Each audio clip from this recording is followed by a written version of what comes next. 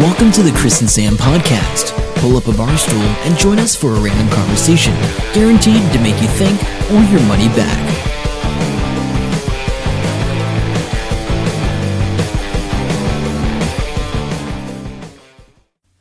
Hey guys, welcome to the Chris and Sam podcast. My name is Sam.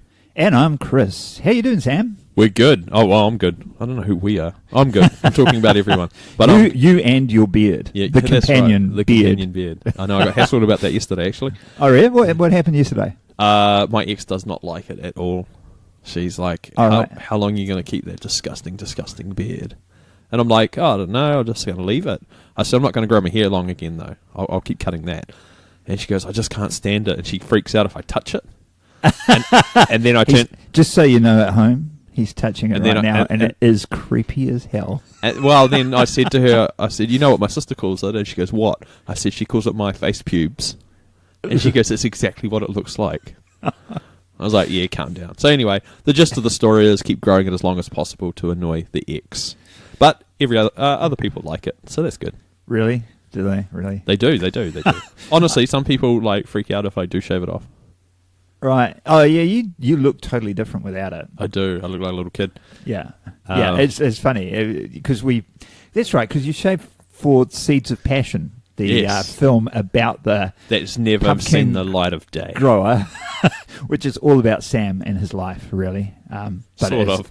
Well, it's a story. It's totally fiction, yeah. but it's based on him. Anyway, we've been extremely busy, hence no podcast last week. Yes, yeah. So apologies for that. Well, I've got my new job, of course, and I've been sort of trying to get my head around it and spending lots of time in Auckland, which didn't help, obviously, with the podcast thing, because we don't want to do this over the phone or whatever. We want to do it in our studio. Yes. Where we can we control the environment. We had an interesting talk with some people yesterday about that, actually, and they're finding it quite hard doing the remote podcasting because you can't get the cues off people's faces. Yeah. One person stops talking and the other person starts quite naturally in face-to-face conversation because you can see that happening, whereas over the phone, particularly in their case, I think they have 4 people in different parts of the country. Yeah, all they end up Skyping talking over each other, and plus, because of Skype and that, it's the lag thing doesn't help. Yeah, New Zealand's crappy internet does not help. So anyway, so we have been busy, but I've been all pumpkins. Yes. Like non-stop, but it's all good now. And he's wearing his Giant Pumpkin New Zealand T-shirt right now. I am. So that's really good. And that was a good event, but we're going to leave that till next episode. Yeah, we're going to do that next episode to talk about that. So what else have we got here for today? We went to Smackle last week before. I can't remember. We went to Smackle. Yeah, it was awesome. So Smackle, for those of you that don't know, is Social Media Club Auckland. Yes, that doesn't spell Smackle at all. I know. And nobody in their right mind would call it Smackle except for Aucklanders. They think that's amusing. Yeah. So anyway, Smackle is the event we went to, and they spoke about some stuff. I should actually say a bit more because our friend Amber was one of the... It was the Internet of Things was the topic, and they had a panel. And one of our friends... Amber, who listens to the podcast, hello. Hey, Amber. She turned up. I can't say anything disparaging about Amber now. You just ruined it for me. No. She was the token female on the panel. She was the token female. But yeah, no, she added quite a bit to it. No, it was good. So yeah, really enjoyed it. And there's, I don't know, you may have already seen the stupid gif of me asking a question that Sam managed to I know. take. What does it look like you're saying again? Bathroom? Bathroom. It looks like Chris is saying bathroom like over and over. I'll post that in the show notes so you can laugh at it like I did. Oh, yay. But so that was amusing. And we went out for dinner. We went out for dinner afterwards. So it was great. I met some cool people, as I always do at these events. I love going out for Smackle and we did quite a bit of good networking for the Filmmakers podcast. Yeah, and I might have got a line on a publisher for my book, for the crowdfunding book. So excellent cool stuff. But yeah, we went out for dinner, and the funniest thing happened when we were at dinner. And when people tell you something strange, like Chris is about to tell us, like this is what happened, we all had to go and test it and make sure it was true. I went to the bathroom. So I was like, I'll just go to loo. I'll be back in a minute. And I went in, my stuff, whatever, washed my hands, and there's a hand dryer there, as normally is. And I put my hands under this hand dryer, and it's sort of an infrared type thing, and it looks pretty flash. And it started up. It wasn't like a real blowy thing, but it was a low blow but hot thing, and I was like, oh, okay. And then Real I could technical, smell. Chris. I know. Then I could smell something. Oh, what the hell's that? It was the hair burning off my hand.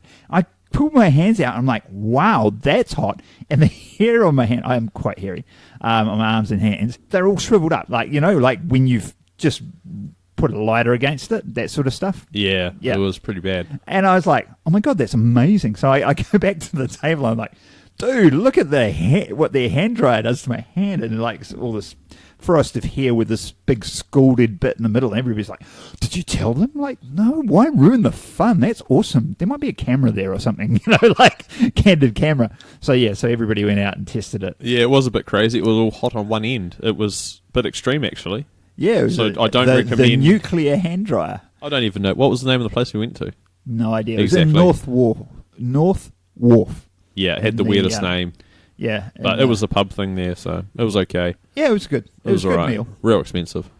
Yeah. Well, it's Auckland prices. So yeah, so we drove up, and it was myself and Sam and the Lush Monster, Carl. Carl, So that was a good road trip for. we still haven't given him his Hamiltonians. $1 we owe him. I know. I sort of flashed it in front of him and said, "We'll give it to you Yeah. on the podcast." Yeah. Yeah, he's never coming back. He's never getting that dollar. That's right. Yeah, well, maybe he'll come back. Actually, speaking of that, I think it was the last episode, or it might have been the episode before. We had the story about me being allergic to bees. Yep. We sure which did. apparently is quite a popular story because I've bumped into loads of people and they all have bee references for me. And I'm like, oh my God, you listen to the podcast. That's amazing. And then, well, I told someone randomly the other day we were in that truck, and they thought it was the best story they'd ever heard, and he couldn't stop laughing. So anyway, it's a good story. I saw Glenn. Glenn is the guy that tied me to his back in the motorcycle. I saw Glenn. I haven't seen him for 5 years or so since he got married. I went down for his birthday, and he had a surprise wedding at the birthday, which was pretty cool. Really? Yeah. Went Oh. down to Takaka for his 40th. Yeah. And all his family was, they didn't tell him I was coming, and I came down from here, which was really cool. Oh, cool. But he hadn't told them he was getting married. Whoa. And so That's one of those ones where you want everyone to turn up. yeah, it was amazing. It was awesome. It was in Takaka. I rode the motorbike down. It was a fantastic ride. It was a great week. Anyway, so I hadn't seen him since then, which is I think about 5 years ago. So he came up for one day with work. He was staying overnight in Hamilton, so he says, and it was a Monday night. So he says, "Oh, we'll catch up and have dinner or something." And I was like, "Yeah, sure." So I put the question to him. I was like, "Oh, in the podcast the other week, I mentioned this. Do you remember, tying me to the back of the motorbike?" And he goes, "Nah, my memory is pretty shocking, but it absolutely sounds like something we would have done back then." That's good to know. Good to know that. He went on to say, what did he say? Oh yeah, I'm surprised that we survived our 20s. And yeah, I was like, yeah, do you remember that time? And before I go into that story, which I will in a second, I mentioned this whole thing to Carolyn the other day when I was staying up with her in Auckland, and she knew Glenn and stuff. And she goes, "Yeah, that absolutely must have happened. I bet your mum and Glenn were stoned when your boss dropped them off." And I'm like, "Oh yeah, they probably were." Good to know. Good to know. But anyway, so I said, "Oh, do you remember that time?" Glenn had bought a new Honda VF500. I didn't have a motorbike at the time, so my main mode of transport was on the back of his. I was a professional pillion passenger. I would sit on the back of that thing. I would hold on to the sissy bar or onto Glenn. My hands would be in my jacket. All my balance would be on my legs. The whole karate training, I was just trying to do this all the time. He'd do wheelies, and I just wouldn't. I'd balance on it. So, no. Excellent. He did everything to try and get me off the back of the bike. It was like a bit of a game. As you do, yeah. Yeah. So anyway, Good I'm game. on the back of his new Honda VF500, and our mate Andrew, who's a flatmate, had bought a Suzuki GSX 750, I think. It was 750 anyway. And they were racing. I say we, because I was on the back of it. Yeah, you had to go along with it. We were racing down Adelaide Road, and it's 4 lanes, two each direction. So we were in the path side lane, not the centre lane, and we're racing with Andrew, and Andrew's got the bigger bike, but Glenn's the crazier rider, and it sort of evens out each other Yeah, out, even though I'm on the back of Crazy always evens out. yeah. Everything. So anyway, this car pulls out in front of us, like a little way up, because we were going ridiculous speed, and this car pulls out and it's in our lane, and it's like, and Andrew like looks over and sort of smiles like, I've got you now. So Glenn calmly at the intersection calmly as. mounts the footpath and overtakes. There's parked cars whizzing by. There's it's got a porch, so there's poles going. And he overtakes the car that pulled on our lane and jumps back out, still level with Andrew. Yeah. And I was like, do you Excellent. remember that time? And he's like, no. How did we survive our 20s? I have no idea, but here you are talking and Here telling I us am. about these amazing stories. Well, yeah, not that amazing. It was hilarious though. Well, that was a sphincter tightening moment, I will admit. Oh, okay. Yeah. Okay. That's good to know. So you're going to tell us something about a swimming Oh, pool? yeah. So the other week I went down to Martin because they had a guy that had grown a really big giant pumpkin, which turned out to be the New Zealand record. Yeah. What was it? 720, 730? 732.5 from memory. Yeah. So we went with another grower, Tim, and obviously this is what we do. We go and travel around and look at people's pumpkins because that's completely normal. So it was nine hours worth of travelling in one day and 780 kilometres. So good times, just to look at 3 pumpkins. So we turn up and they weighed this pumpkin and then they moved it from the industrial place they weighed it, and we went to a local park, and that was all good. And there was this really old guy there, and I don't know who he was, to be honest. I don't know how he was related to anyone, but he was the man. And he came up to us, and he's like, imagine an old farmer type, probably hanging out for a few beers, and he's like, hey, you guys ever been to Martin before? And we're like, no, I haven't, because Martin's like, how can I put this politely? I don't know. Whole town? No, I don't know. No, It is a one-horse town. yeah, one horse town, and it's off the main drag, so there's no reason for you to go to Martin unless you're going to look at something at Martin. Yeah, I And think he I've said- been there a couple of times, and we stopped there for a pub Oh, yeah. thing. Yep. And he Anyway, goes, so, you been to Martin before? And we're like, nah, not really. And he goes, Martin's well known for, it's got quite nice weather all year round. It's quite nice in Martin. And I went, oh, yeah, cool. Also, we've got a 50-metre swimming pool. And, Oh, yeah. so apparently that's a selling point. And he obviously forgot that he told us that. And he told us that 2 more times after that. Guys, we got a 50-metre swimming pool. And anyway, I think the second time I got into the conversation, so I was like, really? That's pretty awesome. Like, it's pretty epic. And he's like, yeah, I know. Did you ask him if he used it? Well, no, but we assumed at some point he was on the council members or something about, how are we going to spend all our money? How are we going to get people to Martin? I know, we'll get a 50-metre swimming pool. Doesn't cost much. It's just a big hole in the ground. Yeah. I'm amazed he didn't give us like how many cubic litres it was and stuff, but he didn't. But anyway, so that was it. That was my Martin experience, and the whole trip home. It was like when we were talking about different things. It was, did you know Martin's got a 50-metre swimming pool? Tim's wife was gutted because she didn't get to learn about the swimming pool, and I put together a photo that said I went to Martin and all I saw was 3 giant pumpkins, and I superimposed that over a picture of their swimming pool. And Did you? And sent that to Tim. And Oh, he nice. couldn't stop laughing. So anyway, if you're going to Martin, they got a 50-metre swimming pool. Yeah, so if you go to Martin, the point is, sorry, I just made the whole desk. Yeah, it's going to get Shut worse up, because he's shut drinking rum and coke at the moment. Yeah, I put my rum and coke on the thing. So, yeah, bottom line is, if you're going to Martin, don't forget to pack your togs. Yeah. All right.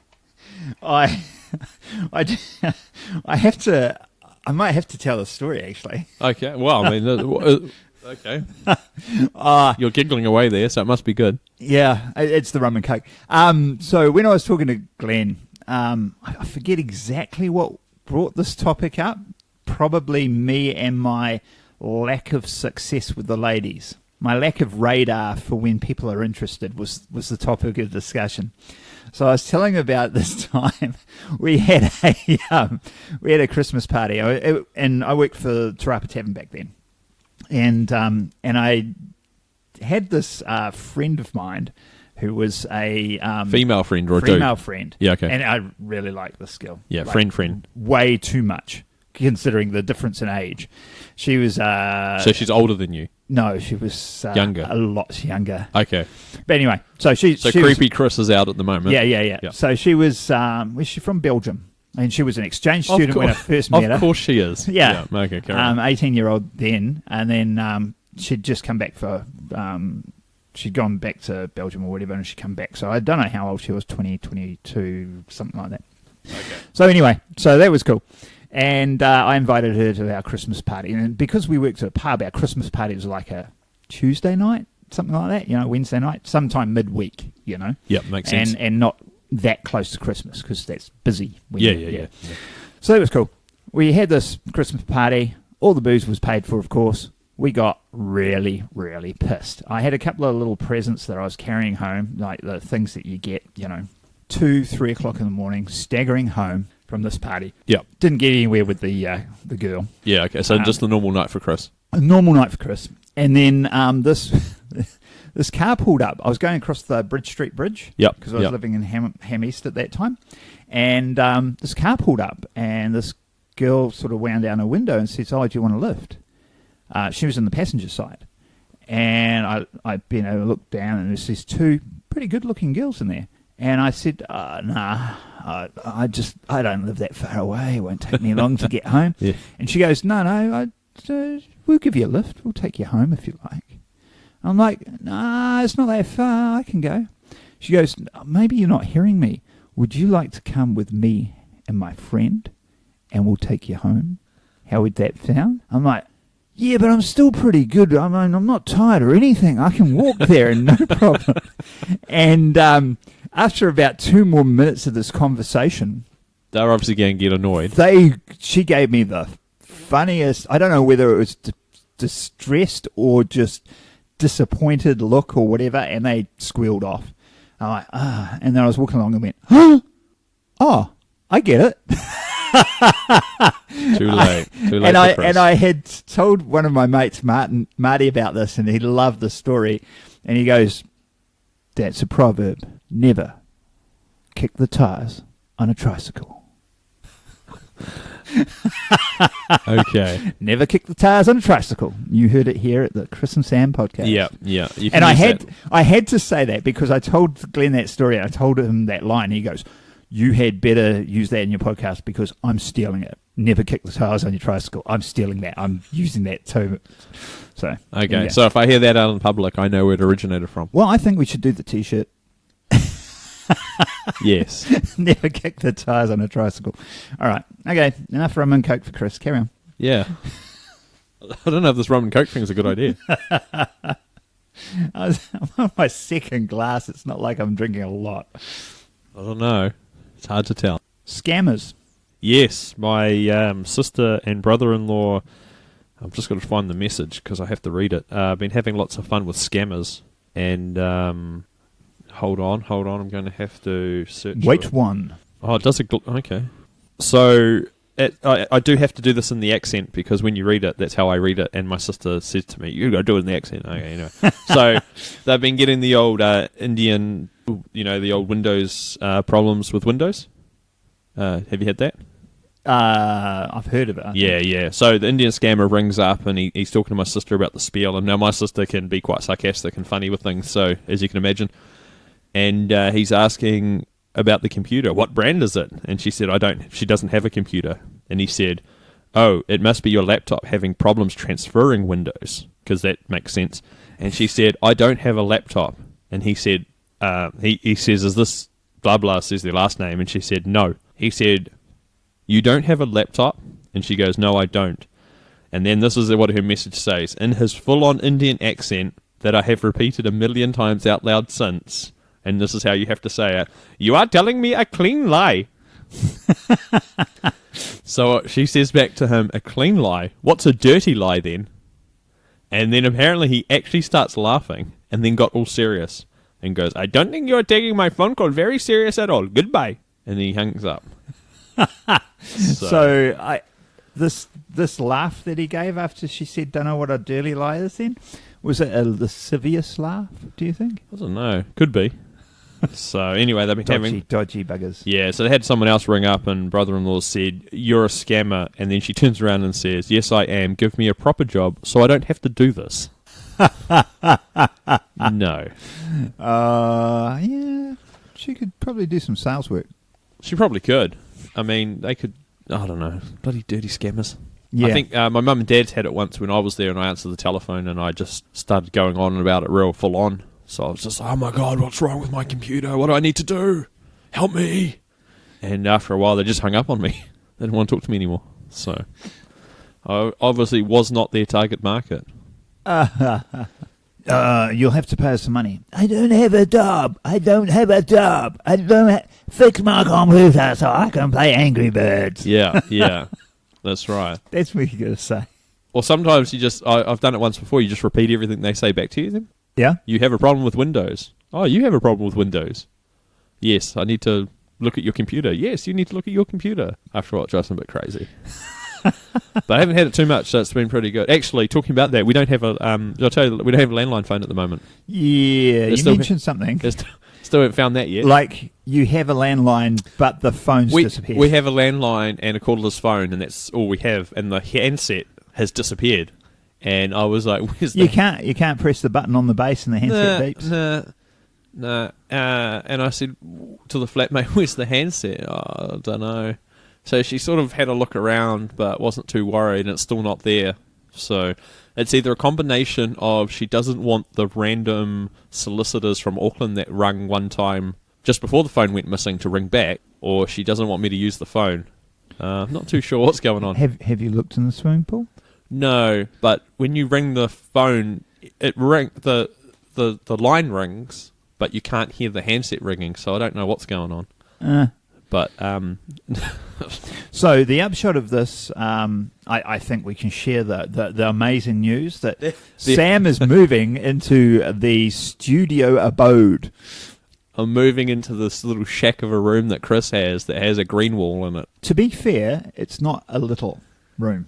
It's a pretty decent size. Yeah, it's decent sized. It is in a dungeon, and it has very little lighting in there. It has no lighting. Oh, it has no lighting. I mean, the windows are very small, barred slits below ground level. That's interesting. And so it's a big room. It's just really, not fit for human habitation would be how I would describe it. Welcome to the room, Sam, yeah. Yeah, and it doesn't have a light, as he said. No. Light. So I'll be using a headlamp and I don't know what I'll be doing. But it's a temporary measure until your other flatmate, who's pregnant and due next month? I don't know, a couple of months away. Yeah, anyway. But yeah, she's going to move out at some point. She's out in May. I think she's moving out in May. So yep. You get a real bedroom. Yeah. So that's cool. Yeah, I get to move upstairs. So I've had to move all my camera equipment out of the green screen room, the porno room, as I used to call it. Oh my God. So terrible. Oh, yeah, never. You know me, that's like never going to happen. No. So I moved it out of the green screen room and moved it into our temporary studio here in the garage, which is becoming a more permanent. Yeah, you've got people coming tomorrow, haven't you? To use this studio facility for some filming. I should start charging rent for that too. Anyway, but I actually think we can set this up as a decent studio in here, actually. Yeah, you got the room and couches and a big, massive sheets of cardboard. Massive sheets of cardboard, a.k.a. walls. Yeah, fake walls. Fake walls. That's what you need. Yeah, that's good. So, yeah, anyway, that's what's happening. What's coming up, Sam? What's coming up for you? What's on your calendar now? The Great Pumpkin Carnival, which we are going to talk about in our next episode. Yeah, next episode. Now that's over with because, dude, you were so hard to handle, like, coming up to that. You're so busy with everything and stressing about, I can't get a high ape. Oh, that building company, which I will not name, has let me down. Yeah, it was a bit full on. But everything. Well, you're such a laid back dude. Like, this was like high stress city. I'm like, oh man, his face pubes are going to turn grey. It's like, Oh, thanks. yeah. Coming up, we are doing a lot of work with the New Zealand Filmmakers Podcast.com. Yep. More so with the podcast. Yeah. We're in the process of editing the second episode now, and we've got a few more people lined up. But what he means by we're in the process of editing it is that I recorded it, and he's been so busy he hasn't had a chance to look at it. So we will be editing it. Yes, that's right. Chris has to do his narration. Yeah, no, I've got a crap load of work to do with that as well. So we have got a lot of that. But I also, the good news is we have 3, even maybe 4 interviews lined up for the Filmmakers Podcast. Yeah, it's going really well, actually. Yeah. So I'm just nailing down times with a few people. Remind me to check my emails because I might be doing an interview this weekend via phone. So that'll be interesting to see how that call quality turns out. Yes, that'll be interesting. But yeah, because the person I'm interviewing will be in Wellington, so that'd be cool. An actor of, I would say, some note. Apparently so. When you mention the name, people know who it is. Yeah. That's good. So that's pretty cool. So we won't mention the name right now. No, we're not going we'll to. We'll but leave you in suspense. We will, but I think that's going to open a few more doors for us. Yeah. And at some point, we're going to try and hook up a few sponsors. The idea is, in case anyone's interested, the idea is we're going to get 2 or 3 episodes, 3 episodes out, I think. Yeah, we'll do 3. Before we start really looking for sponsors and that. And that's before we're going to really promote the podcast too much. I mean, we've been doing mouth-to-mouth promotion. And we're getting lots of people following us on Twitter. So. Mouth-to-mouth promotion sounds bad. Word-of-mouth promotion. Yeah, that's better. Yeah, we do have a lot of people following us on Twitter, which is quite cool, in the film community, that is. But we need to get some more episodes up so that when somebody comes along, they go, oh, that's good, and they'll listen to another episode. If you've just got one, you can't really promote it. And we've just got the one, although Julia's episode is awesome. So you should go check it out, or find us on iTunes or your podcasting network of choice / Yes, app. and I gave reviews to both of ours on iTunes. Woohoo! Woohoo! Excellent. Which I think I gave us 3 stars. No, I might have given us 4. Yeah, of course you did. Yeah. I don't know what I did. I just pressed 1. Yeah. Oh man, it's so. I've got an iPhone for work, like iPhone 6. You love it, don't you? Man, those things are so frustrating. And it's like, I'm in the podcast. How do I rate it? You can't. You have to go out. You have to go to search. You've got to search for the podcast. You've got to click on the tile, and then it gives you the option to review it. Yeah. If you subscribe to it, you can't review it. No, it's stupid. Actually, you're right. That's a bit of that's a dumb setup. It's the weirdest. It's weird that they are the main player in podcasting. iPhone, iTunes, yeah. Apple, yeah. Yeah. Because pretty much everything gets uploaded through them, and then everything branches off. Yeah. And a lot yeah. Anyway. Well, they've got the market penetration, and that's all about. I mean, I'm on my second rum. Penetration's all I think about. Oh, no, I brought it down to the level of Podfellas. No, you actually, no. You got to mention about 400 things more for Podfellas. We love you guys. Will, love you mentioning us in the last podcast episode. Yeah, by the way. thanks, guys. No, seriously. But I couldn't resist that one. Yeah, good one, Chris. We tried to upset one of our only listeners. Yeah, that's 50% of our listeners gone. Okay. Yeah, no, we keep this show clean. That is the point. And when I do make a slip up, Sam usually manages to edit it out. You have to edit it out. Yeah, because it's always me that makes a slip up, to be fair. Yeah. It is. No equivocation there. No. All right, so I think that's really us for this episode, do you think? Yeah, it's pretty good. Yeah, so we've got we're going through what we've got coming up. I can't think of anything else right now. So I think with that, we should sign off. Like I said, do go to iTunes and leave a review. Yeah, that would check be us out. Really cool. We're ChrisandSamPodcast.com. If you listen on your iPhone, the way to do it is to go into your search for the Chris and Sam podcast. Yep. When it comes up, click on it, and then at the top you'll see the 2 tabs, and one's leave a review. Or that'd be great. Review, I think it's. Leave us a review. Yeah, and the more stars, the better. Yeah. The more we'll like you. No pressure. All right. And otherwise, you can get all the show notes, including the wonderful GIF of me asking a question, not saying bathroom at all, don't even think that. With what is it? Vaughan's in the background wiggling wiggling side to side. wiggling side to side, the way the photos worked in the GIF. But anyway, yeah, that was really cool. So the chrisandsampodcast.com and, of course, Twitter. And we'll catch up with you in the next episode. All right.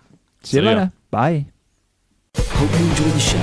Make sure to subscribe and we'll catch you next week. Don't forget to tell your friend.